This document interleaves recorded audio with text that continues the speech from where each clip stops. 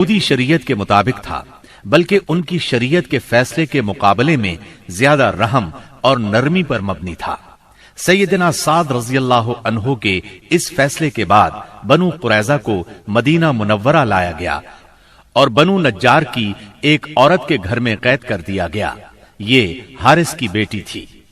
اس کے بعد مدینہ منورہ کے بازار میں خندقیں کھودی گئیں، پھر انہیں ایک ایک گروہ کر کے لے جایا گیا اور ان خندقوں میں ان کی گردنیں ماری گئیں۔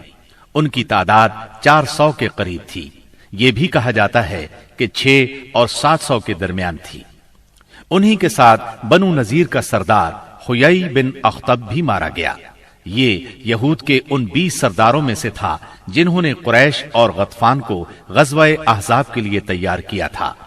پھر بنو قریظہ کے پاس آ کر انہیں عہد شکنی پر اکسایا تھا، یہاں تک کہ انہوں نے مسلمانوں کی زندگی کے مشکل ترین اوقات میں ان کے ساتھ غداری کی تھی، اور غداری کرتے وقت حیی بن اخطب سے یہ شرط لگائی تھی کہ یہ بھی ان کے ساتھ رہے گا اور جو حشر ان کا ہوگا وہی اس کا بھی ہوگا۔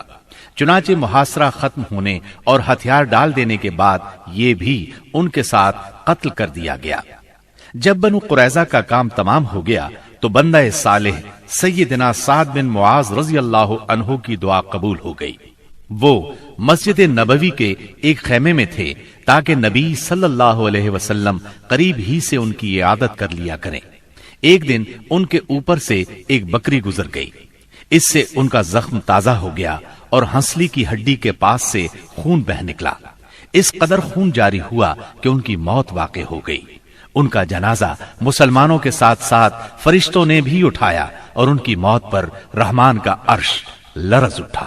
ادھر ابو لبابہ رضی اللہ عنہ پر 6 راتیں گزر چکی تھیں۔ نماز کے لیے ان کی بیوی انہیں کھول دیتی تھی، اس کے بعد وہ پھر خود کو ستون سے باندھ لیتے تھے۔ آخر سیدہ ام سلمہ رضی اللہ عنہا کے گھر میں ان کی توبہ نازل ہوئی۔ سیدہ ام سلمہ رضی اللہ عنہا نے انہیں بشارت دی تو لوگ انہیں کھولنے کے لیے دوڑ پڑے، لیکن انہوں نے ان سب کو روک دیا اور کہا، رسول اللہ صلی اللہ علیہ وسلم کے سوا مجھے کوئی نہ کھولے۔ آخر نبی کریم صلی اللہ علیہ وسلم نماز فجر کے لیے نکلے تو انہیں کھول دیا۔ غزوہ بنو قریظہ کے بعد مسلمانوں نے اور کئی فوجی کاروائیاں انجام دی۔ ان میں اہم کاروائیاں یہ ہیں: سمامہ بن اسال نبی صلی اللہ علیہ وسلم کو اور آپ کے لائے ہوئے دین کو سخت ناپسند کرتے تھے، چنانچہ محرم 6 ہجری میں مسیلمہ کذاب کے حکم سے بھیس بدل کر نبی صلی اللہ علیہ وسلم کو قتل کرنے نکلے۔ ادھر نبی صلی اللہ علیہ وسلم نے محمد بن مسلمہ رضی اللہ عنہ کو 30 سواروں کے ساتھ ذریہ کے اطراف میں بھیجا تھا تاکہ بنی بکر بن کلاب کو تنبیہ کریں۔ ذریہ بصرہ کے راستے میں مدینہ منورہ سے 7 رات کے فاصلے پر واقع ہے۔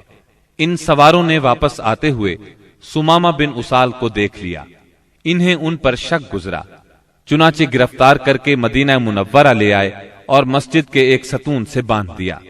نبی کریم صلی اللہ علیہ وسلم وہاں سے گزرے تو فرمایا، سمامہ تمہارے نزدیک کیا ہے؟ انہوں نے کہا، اے محمد، میرے نزدیک خیر ہے۔ اگر قتل کرو گے تو ایک خون والے کو قتل کرو گے، اگر احسان کرو گے تو ایک قدردان پر احسان کرو گے، مال چاہتے ہو تو مانگو، جو چاہو گے دیا جائے گا۔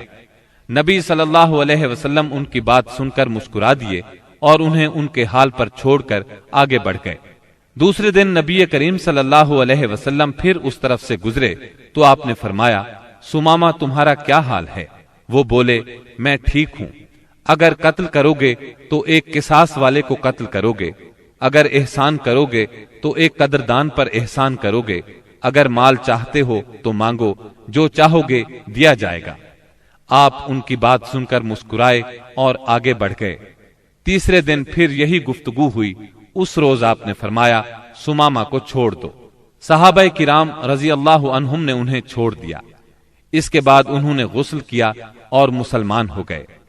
اسلام لانے کے بعد وہ بولے، اللہ کی قسم، اسلام لانے سے پہلے روئے زمین پر کوئی چہرہ میرے نزدیک آپ کے چہرے سے زیادہ قابل نفرت نہیں تھا، لیکن اب آپ کا چہرہ میرے نزدیک روئے زمین پر سب سے زیادہ محبوب ہو گیا ہے۔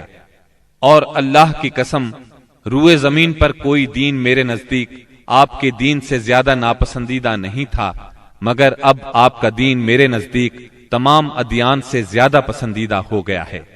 واپسی پر سیدنا ثمامہ رضی اللہ عنہ عمرے کے لیے مکہ گئے تو قریش نے انہیں اسلام لانے پر ملامت کی۔ اس پر وہ بولے، اللہ کی قسم تمہارے پاس یمامہ سے گندم کا ایک دانہ بھی نہیں آئے گا جب تک رسول اللہ صلی اللہ علیہ وسلم اس کی اجازت نہ دے دیں۔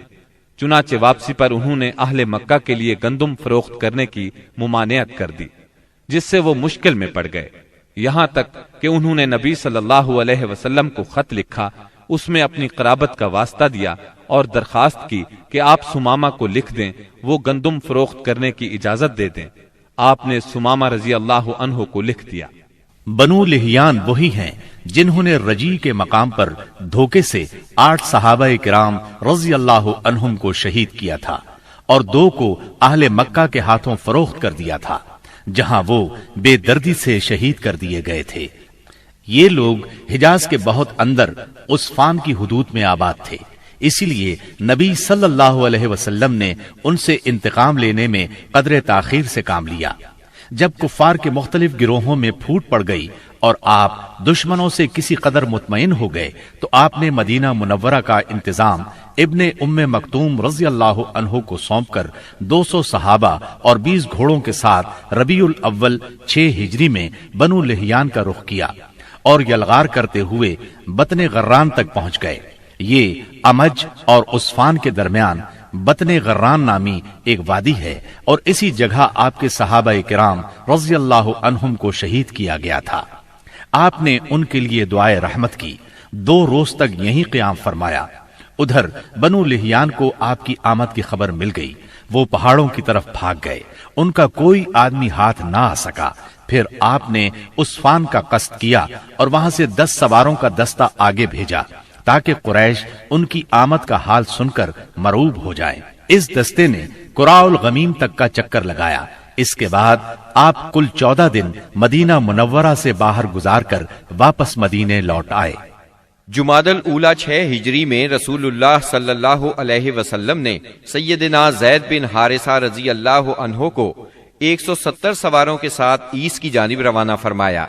انہیں روانہ کرنے کا مقصد یہ تھا کہ وہ شام سے آنے والے ایک قریشی قافلے کو پکڑیں۔ اس قافلے کے سربراہ رسول اللہ صلی اللہ علیہ وسلم کی صاحبزادی سیدہ زینب رضی اللہ عنہا کے شوہر ابو العاص بن ربی تھے۔ اس مہم میں قریش کے ایک قافلے کا مال ہاتھ آیا، لیکن ابو العاص بھاگ نکلنے میں کامیاب ہو گئے اور سیدھے مدینہ منورہ جا پہنچے۔ انہوں نے سیدہ زینب رضی اللہ عنہا کی پناہ لے لی اور ان سے کہا، رسول اللہ صلی اللہ علیہ وسلم سے کہیں آپ قافلے کا سامان واپس کر دیں۔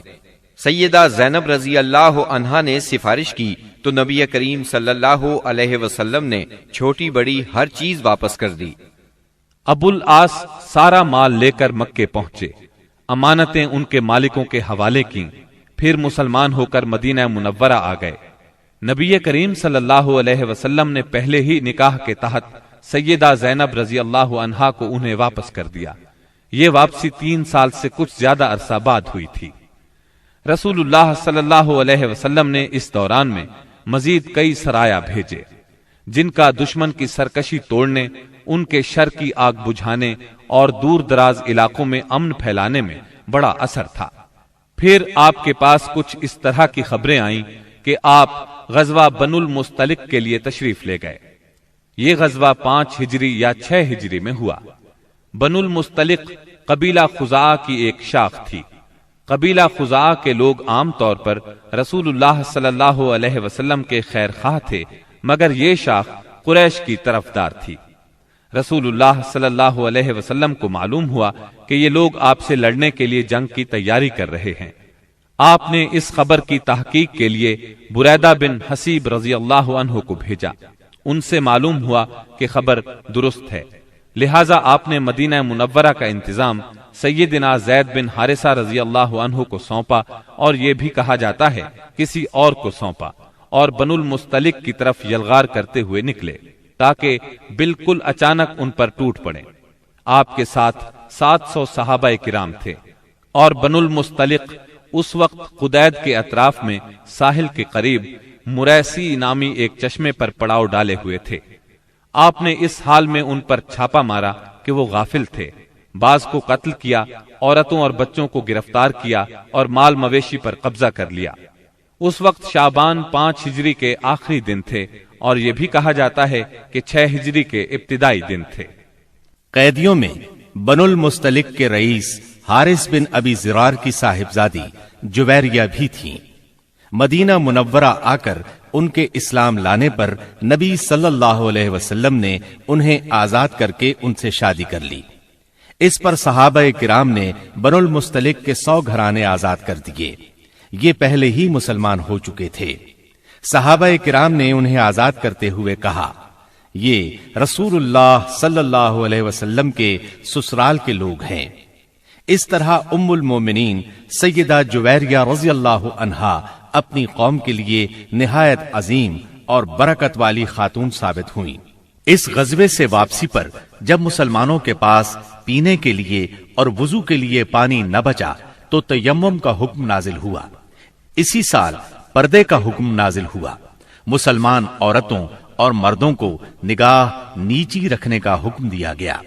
پردے کے متعلق احکامات سورہ نور کی آیت 30 اور 31 میں تفصیل سے موجود ہیں۔ پردے کے اس حکم سے پاکیزہ خواتین بلکہ سبھی خواتین کی عزت و عصمت کو ہمیشہ کے لیے پناہ گاہ مل گئی، اور انسانی معاشرے میں عورتوں کی عزت اور وقار کو انتہائی قابل قدر تحفظ مل گیا۔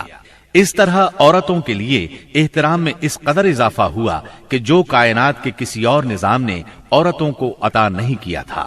خواتین کو اگر اپنا مقام، مرتبہ، حیثیت اور اہمیت معلوم کرنا ہو تو انہیں تعلیم اسلام کے راستے میں یہ سب کچھ میسر ہوگا۔